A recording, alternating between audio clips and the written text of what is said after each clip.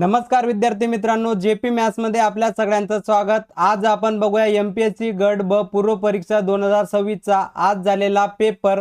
त्यामधील आपण बघणार आहोत गणित आणि बुद्धिमत्ताचे सर्व एग्जाम्पल। अतिशय शॉर्ट आणि सिंपल मेथडने आपण हा सर्व पेपर सॉल्व करणार आहोत। चला तर मग कुठलाही वेळ वाया न जाऊ देता सुरू करूया आजचा व्हिडिओ। पहिला प्रश्न काय विचारला होता बघा, आयताची लांबी 40% ने वाढवली, बरोबर। अगोदर मला सांगा 40% म्हणजे किती होतो। 40% म्हणजे 40 भागिले 100 म्हणजे 2/5, बरोबर। म्हणजे अगोदर 5 लांबी होती, आता 2 ने वाढली तर किती झाली 7, बरोबर। तर काय म्हणतोय, आयताचे क्षेत्रफळ तेवढेच राहण्यासाठी आयताची रुंदी किती टक्क्याने कमी करावा लागेल, बरोबर। आयताचे क्षेत्रफळ तेवढेच राहायला पाहिजे म्हणून हा रेशो उलटा करायचा, म्हणजे 7:5। म्हणजे आता कितीने कमी झाला, 2ने, बरोबर। कितीवर, 7वर। टक्क्यांमध्ये काढायचंय, गुणीला 100% करा। कोणता ऑप्शन येतंय बघा, किती येणार आहे, 200% भागिला 7। एकच ऑप्शन मध्ये 7 आहे, तेच असेल आपलं उत्तर। कॅल्क्युलेट केलं तरी पण तेच भरणार आहे। बघूया पुढचं एक्झाम्पल। बघा पुढच्या एक्झाम्पल मध्ये टीनाने काही आंबे खरीदले, बरोबर। 10% आंबे सडली, शिल्लक पैकी आंब्यांपैकी 80% आंबे तिने मित्राला दिले, तर तिच्याकडे 45 आंबे उरले, तर बाजारात एकूण किती आंबे खरेदी केले, असा प्रश्न आहे। समजून घ्या, तिने बाजारातून 100 आंबे खरेदी केली, बरोबर। मग या 100 पैकी काय झालं, 10% खराब झाली, बरोबर। मग 90% तर चांगले असतील, म्हणजे किती आंबे उरले, 90, बरोबर। या 90 पैकी तिने काय केले, 80% आंबे मित्राला दिले। 80% म्हणजे बघा, हा 0 हा 0 हा गेले, किती दिले त्याने मित्राला, 72 आंबे दिले मित्राला, बरोबर। मग आता किती उरले, त्याच्याकडे 90 होते, त्याच्यापैकी किती उरले, 18, बरोबर। म्हणजे हे 18 उरले, म्हणजे या 18चीच किंमत आपल्याला किती दिली आहे त्याने आता, 45। एका रेशोची किंमत काढू, किती येणार आहे एका रेशोची किंमत, 45 भागिला 18, बरोबर। याला भाग जातोय, देऊन टाकू नवाचा, बघा 5 9 5 45, 9 दुने 18, बरोबर। आता आपल्याला ऍक्च्युअल आंबे किती आपले 100 होते, फक्त याला गुणीला 100 करा। किती होणार आहे, 500 भागिला 2, किती होणार आहे, 250 आंबे तिने बाजारातून खरेदी केली असतील। पर्याय क्रमांक 2 असेल उत्तर। बघूया पुढचं एक्झाम्पल। बघूया पुढच्या प्रश्नामध्ये काय दिला, एका वस्तूवर दुकानदारास 10% सूट देतो, तरी त्याला 25% नफा होता। वस्तूची छापील किंमत 750 रुपये असल्यास त्या वस्तूची खरेदी किंमत काय असेल, असं आपल्याला विचारलंय। बघा आता काय म्हणतो तो, 10% सूट देतोय, बरोबर। 10% सूट म्हणजे 1/10, बरोबर। म्हणजे समजून घ्या, एमआरपी किती असेल तुमची, 10 असेल, त्याच्यावर 1 ची सूट मिळाली, म्हणजे विक्री किंमत काय आली, 9 रेशो, बरोबर। नंतर काय म्हणतो तो, नफा 25% होतो। 25% म्हणजेच काय, 1/4, बरोबर। म्हणजे बघा आता इथे समजा खरेदी किंमत किती असेल, 4 असेल, तर विक्री किंमत एकाची वाढेल, म्हणजे 5, बरोबर। आता बघा दोघं केस मध्ये एसबी सारखा आहे का, नाही, तो सारखा बनावा लागेल। याला 5 ने गुणा, याला पण 5 ने गुणा, याला 9 ने गुणा आणि याला 9 ने गुणा, बरोबर। म्हणजेच किती आला आता, एमआरपी चा रेशो किती झाला तुमचा, 50, बरोबर। आणि हा याचा किती झाला, 45, आणि खरेदी किंमतचा रेशो किती झाला, 36, बरोबर। मग आता मला सांगा, या 50 चीच किंमत किती दिली आपल्याला, 750। एका रेशोची किंमत काढू, 750 भागिला 50, कितीचा भाग गेला, 15 5 75, बरोबर। आता आपल्या 36 रेशोची किंमत काढायची, मग 36 गुणिले 15 करा, 15 × 90, आजच्याला 3, 15 × 45 आणि 3 9 किती होणार आहेत, ते होतील 54, बरोबर। 540 असेल आपलं उत्तर। पर्याय क्रमांक 1 असेल आन्सर। बघूया पुढचं एक्झाम्पल। बघा पुढच्या एक्झाम्पल मध्ये आपल्याला काय करायचंय, बघा √45 प्लस √245 भागीला करायचंय, काय करायचंय, √320 मायनस वर्गमुळात 180। कसं करणार बघा, पहिल्या याच्यात काय दिसतोय आपल्याला, बघा 9 गुणिला 5, 45 ला असं लिहू शकतो, बरोबर। दुसऱ्या याच्यात काय लिहू शकतो आपण, बघा याला 5 लिहू शकतो, बरोबर। आता 245 ला 5 ने भागा, बरोबर। कितीचा भाग जाणार आहे, 4 5 20, बरोबर। म्हणजे 49 चा भाग जाईल, बरोबर। 49 असं लिहू शकतो। खाली कसं लिहू शकतो आपण, बघा इथे लिहू शकतो आपण वर्गमुळात 5, बरोबर। आता 60 गुणिला 5 केलं तर 300 होतात, आणि वरचे 4 म्हणजे 64 लिहावं लागेल, इथे मायनस आहे, बरोबर। पुढे काय येणार आहे बघा, 5, बरोबर। आणि हे काय येणार, 36 गुणिला 180, बरोबर। आता बघा प्रत्येक ठिकाणी वर्गमुळात बघा इथे 5 आहे, इथे 5 आहे, बरोबर 5 मी वर्गमुळात 5 वरचा बाहेर काढला, बरोबर. इथे काय येईल वर्गमुळात 9 म्हणजेच किती 3, बरोबर. वर्गमुळात 49 म्हणजेच किती 7, खाली काय असाल इथे पण वर्गमुळात 5 मी कॉमन घेतला, बरोबर. इथे काय येईल वर्गमुळात 64 म्हणजे कोणाचं वर्गमूळ आहे 8चं, बरोबर. इथे काय येणार आहे 6, बरं करा कॅल्क्युलेशन, वर्गमुळात 5 गेला 5 गेला, बरोबर. नंतर 7 आणि 3 10 आणि खाली किती असणार आहे 2, किती आन्सर येणार आहे 5 असेल तुमचं उत्तर. बघूया पुढचं एक्झाम्पल. बघा पुढच्या एक्झाम्पल मध्ये काय म्हणतोय तो एक आयत आहे, बरोबर. असा एक आयत आहे, बरोबर. आयताचा काय असेल हा कर्ण असेल, बरोबर. हे असेल त्याची एक बाजू, बरोबर. एक बाजू काय दिली 40, दुसरी बाजू काय कर्ण काय एकाने मोठा म्हणजेच ही 41 असेल. याची किंमत काढू तेव्हाच आपल्याला परिमिती काढता येईल, बरोबर. मग कशी काढणार त्याची किंमत, बघा ह्या बाजूची किंमत काढायची पायथागोरस लागेल आपल्याला, बरोबर. काय येईल बघा या दोघं बाजूंचा वर्ग करावा लागेल म्हणजेच कर्णाचा वर्ग मधून आपल्याला एका बाजूचा वर्ग वजा करावा लागेल, बरोबर. इथे एक फॉर्म्युला लागतो, काय फॉर्म्युला आहे बरं तो, बघा एका ब्रॅकेटमध्ये बेरीज करा, बरोबर. एका ब्रॅकेटमध्ये बेरीज करा आणि दुसऱ्या ब्रॅकेटमध्ये वजाबाकी करा म्हणजेच काय येणार आहे बरं, हे येतील तुमचे 81, हे तर 1 येतील, बरोबर. 1ची किंमत काढायची, वर्गमुळात 81 म्हणजेच किती झालं 9 झाली, बरोबर. म्हणजे या बाजूची किंमत आली 9, बरोबर. आणि आयताची परिमिती काय असते, लांबी अधिक रुंदी याची बेरीज करा, किती झाले 49 आणि त्याला गुणिला 2 करा, ही असते त्याची परिमिती, किती असणार आहे 98 असेल आपलं उत्तर. पर्याय क्रमांक 2 4 असेल आन्सर. बघूया पुढचं एक्झाम्पल. बघा पुढच्या एक्झाम्पल मध्ये काय म्हणतोय तो दोन संख्या आहेत, कोणत्या आहे 5 आणि 7, बरोबर. प्रत्येक संख्यामध्ये किती मिळवताय 12 मिळवताय, बरोबर. तर गुणोत्तर किती होतं 7-9 होतं, बरोबर. असे प्रश्न आपण भरपूर सॉल्व्ह केलेले आहेत, बरोबर. कसं सॉल्व्ह करणार, पहिले जो गुणाकार मोठा असेल तो अगोदर लिहा, 7 49 मायनस 9 45, बरोबर. नंतर बघा आता याच्यामध्ये दोघांमध्ये 12 आहे, 12 जसा तसा लिहा, या दोघांचा फरक घ्या फक्त, 9 - 7 किती येणार आहे बघा, हे आलं तुमचं 4, 4 रेशोची किंमत किती आली तुमची आता 12 आणि हे किती होणार आहे 2, बरं म्हणजे 24. 4 रेशोची किंमत आली तुमची 24, एका रेशोची किंमत काढायची आहे आपल्याला, 24/4 करा, किती आली एका रेशोची किंमत 6, बरोबर. आता काय म्हणतोय मूळ दोन संख्यांमधील फरक, बरोबर. म्हणजे या दोघांमधील फरक कितीचा येईल बरं, 7 मधून 5 गेले 2 आणि त्याला गुणिला फक्त 6 करा, 12 असेल आपलं उत्तर. पर्याय क्रमांक 2 असेल आन्सर. बघूया पुढचं एक्झाम्पल. बघा पुढच्या एक्झाम्पल मध्ये काय म्हणतोय, दोन रेल्वे गाड्या एकाच दिशेने चालत आहेत, बरोबर. तर तर काय म्हणतोय तो 112 किलोमीटर आणि ताशी 76 किलोमीटर वेगाने धावत आहे. वेगवान गाडीमध्ये धीमी गाडीत बसलेला एका व्यक्ती 20 सेकंदात ओलांडतो, तर वेगवान गाडीची लांबी विचारतोय, बरोबर.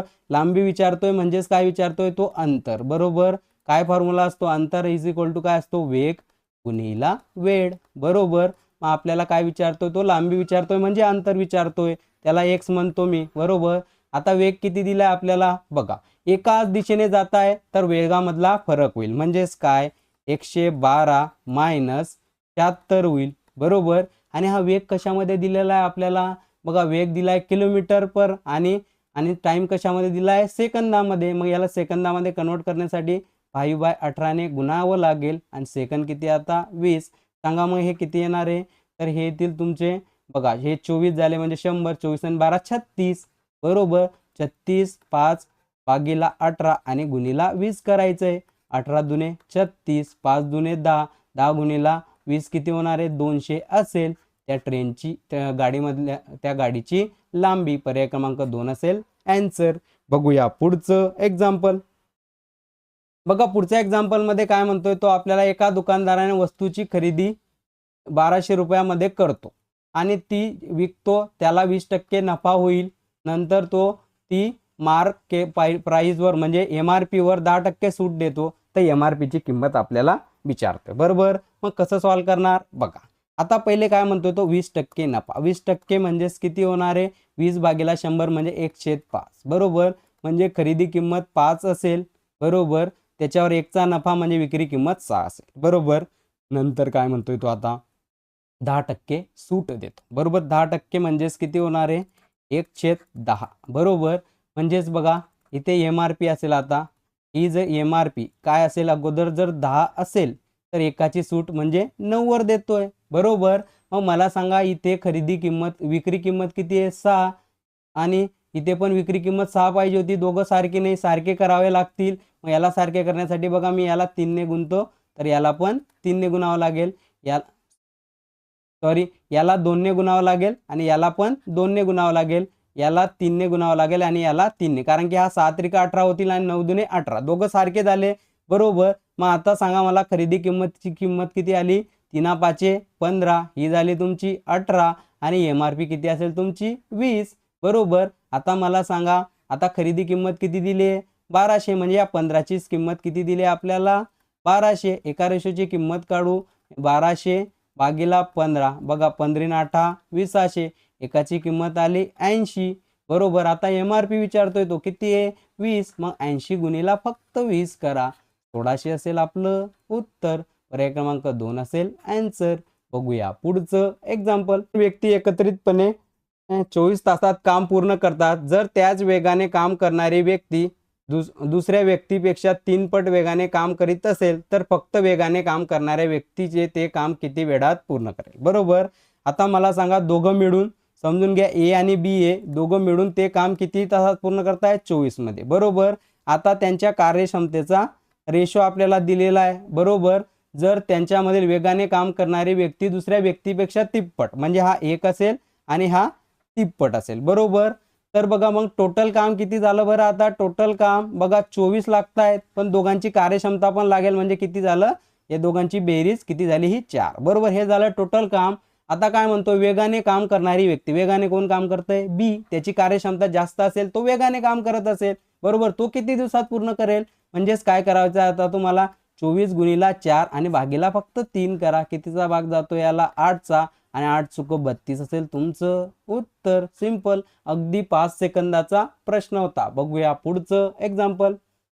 बघा पुढचं एक्झाम्पल मध्ये काय म्हणतोय, तो रणधीर आहे, बरोबर. त्याच्याकडे 10,000 रुपये होते. त्याने काही रक्कम A मध्ये 5% दराने सरळ व्याजाने गुंतवले व उर्वरित रक्कम B मध्ये 8% दराने सरळ व्याजाने गुंतवले. जर त्याला एका वर्षानंतर 710 रुपये व्याज मिळाले तर B स्कीम मध्ये किती रुपये गुंतवले, असा प्रश्न विचारलाय. बघा आता मला सांगा त्याला 710 रुपये व्याज मिळाले, कितीवर, ते मिळाले त्याला 10,000वर, बरोबर. हे टक्क्यांमध्ये आपल्याला काढायचं आहे, बरोबर. मग कसं काढणार, हे 2 झिरो कटले, हा 1 झिरो आणि हा 1 झिरो कटले, म्हणजेच काय 7.1% काय मिळालं त्याला व्याज मिळालं, बरोबर. मग याच्यामध्ये मिक्सचर आणि ॲलिगेशन लावू. बघा हे पहिली A स्कीम आहे, ही दुसरी B स्कीम आहे. याचा व्याजदर आहे 5%, याचा व्याजदर आहे 8%. मध्ये काय लिहू आता, ओव्हरऑल व्याजदर किती मिळालं 7.1, बरोबर. यांच्यामध्ये काय असते वजाबाकी, मोठ्या संख्येतून लहान संख्या वजा करायची फक्त. बघा 8 मधून आता 7.1 वजा झाल्यानंतर किती येणार आहे 0.9 आणि 7.1 मधून 5 गेल्यानंतर किती येणार आहे 2.1, बरोबर. याचं गुणोत्तर काढू, काय येणार आहे 9 आणि 21, म्हणजेच किती येणार आहे बरं गुणोत्तर. बघा 3चा भाग जाईल, इथे 3 त्रिक 9 आणि 7 त्रिक 21, 3 7 येईल, बरोबर.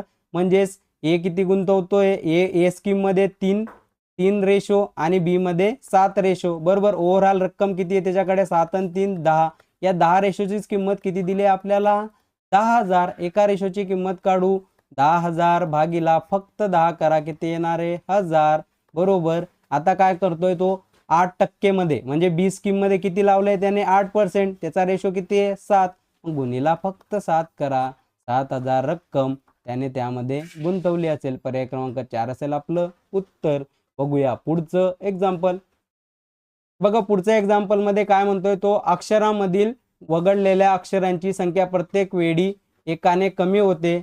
या नियमाचं पालन करणारी खालीलपैकी कोणती अक्षर मालिका आहे, बरोबर. मग याच्यामध्ये आपल्याला 1 बाय 1 ऑप्शन चेक करावा लागेल, बरोबर. मग मी शेवटच्या ऑप्शन पासून चेक करू, जेणेकरून माझं उत्तर जर शेवटचं असेल तर लवकर येऊन जाईल. बघा इथे किती आहे, F हे, L हे, Q हे, U हे, X आणि W. हा कितीवर असतो, बघा हा 6 वर असतो, हा असतो तुमचा 12 वर, हा असतो तुमचा 17 वर, हा असणार आहे 21 वर, नंतर हा काय असणार आहे, हा तुमचा असेल 24 वर, आणि हा असेल 26 वर. करा बरं यांचा फरक कितीचा झाला, पहिले 6चा पडला, नंतर 5चा पडला, नंतर 4चा पडला, नंतर 3चा पडला, नंतर 2चा. बरोबर फॉलो केलं का नाही त्याने. वगळलेल्या अक्षरांची संख्या प्रत्येक वेळी एकाने कमी फॉलो करते, म्हणून पर्याय क्रमांक 4 असेल आपलं उत्तर. बाकीचे चेक करण्याची सुद्धा गरज नाही. मी चौथा ऑप्शनवर गेलो आणि माझं डायरेक्ट उत्तर आलं. बघूया पुढचं एक्झाम्पल.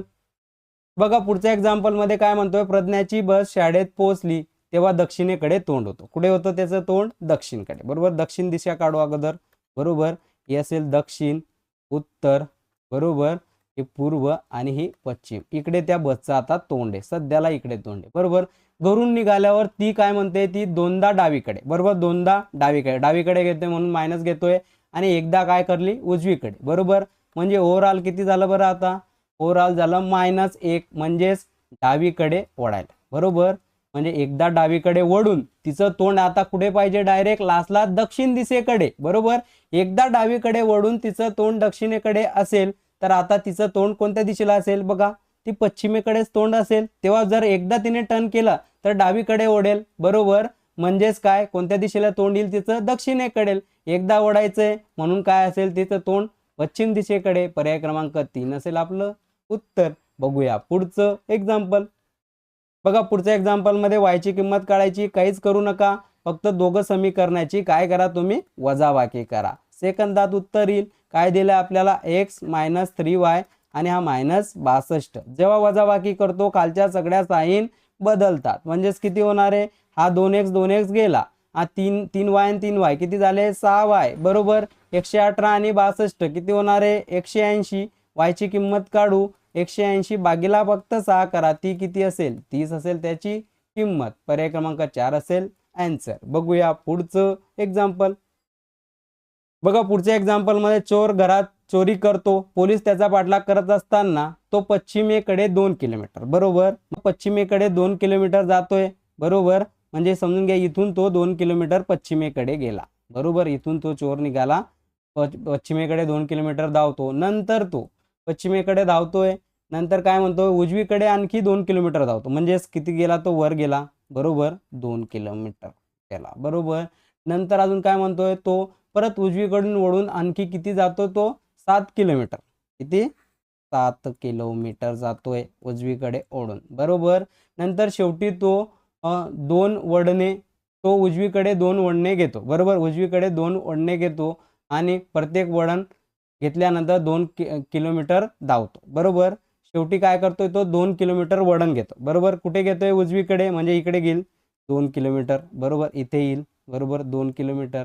बरोबर, नंतर अजून काय म्हणतोय, तो अजून कुठे वळण घेतो, तो उजवीकडे. बरोबर, म्हणजे आता इकडे त्याचं तोंड आहे, अजून उजवीकडे हे करतो, तर किती येईल, तो अजून 2 किलोमीटर. बरोबर, इथे येईल तो 2 किलोमीटर. बरोबर, मग आता काय म्हणतोय, तो त्या घरात पोहोचण्यासाठी त्याला किती अंतर चालावे लागेल. बरोबर, ज्या घरातून त्याने लूट लपवली त्या घरातून पोहोचण्यासाठी त्याला किती अंतर चालावं लागेल. बरोबर, म्हणजे बघा इथे स्टार्टिंगचं त्याचं घर होतं. बरोबर, हे 2 किलोमीटर अंतर, आणि हे पुरं किती होतं तुमचं, 7. बरोबर, आणि इकडून तो 2 आलेला आहे, म्हणजे 7 मधून इकडचे 2 आणि इकडचे 2 वजा करा बरं, किती झाले, 4. 4 वजा केल्यानंतर किती असेल, 3 किलोमीटर फक्त त्याला यावं लागेल. पर्याय क्रमांक 2 असेल उत्तर. बघूया पुढचं एक्झाम्पल. बघा पुढच्या एक्झाम्पल मध्ये आपल्याला क्वेश्चन मार्क मधला नंबर शोधायचा आहे. मग कशा शोधणार, काहीच टेन्शन घेऊ नका, या 2 नंबरापासून हा नंबर बनला असेल. कसा बनला असेल, मी काय करतो, सरळ 72 मधून 38 वजा करतो. किती झाले, 72 मधून 38 वजा केल्यानंतर झाले 34, आणि त्याची फक्त दुप्पट करतो. आला शेवटचा नंबर 68, हा नंबर आला, म्हणजेच काय, या दोघांचा फरक घ्यायचा आणि त्याची दुप्पट केल्यानंतर हा नंबर येतोय. बघा 137 मधून 87 गेले, कोणी सांगेल 50, आणि 50 गुणिला 2 काय असेल, 100. बरोबर, तेच सांगा मग आता 54 मधून 30 गेले, किती उरणार आहे, 24, आणि 24 गुणिला 2 काय असेल, 48 असेल आपलं उत्तर. पर्याय क्रमांक 1 असेल आन्सर. बघूया पुढचं एक्झाम्पल. बघा पुढच्या एक्झाम्पल मध्ये काय म्हणतोय तो, आता बघा 14 होता, 27 होता, 44 होता, नंतर इथला नंबर आपल्याला शोधायचा आहे, 90 आहे, 119 आहे आणि 152 आहे. बरोबर, हा कितीने कमी झाला, 13 ने. बरोबर, हा कितीने कमी झाला, बघा हा कमी झाला तुमचा 17 ने. बरोबर. नंतर पुढचा कितीने कमी होईल बरं? त्याचप्रमाणे 4 4 ने वाढतोय, तर हा 21 ने कमी व्हायला पाहिजे. म्हणजे 44 प्लस 21 किती व्हायला पाहिजे? 65 असेल. बरोबर. त्याच्यानंतर हा कितीने व्हायला पाहिजे मग? 25 ने. 65 आणि 25 किती भरतायत?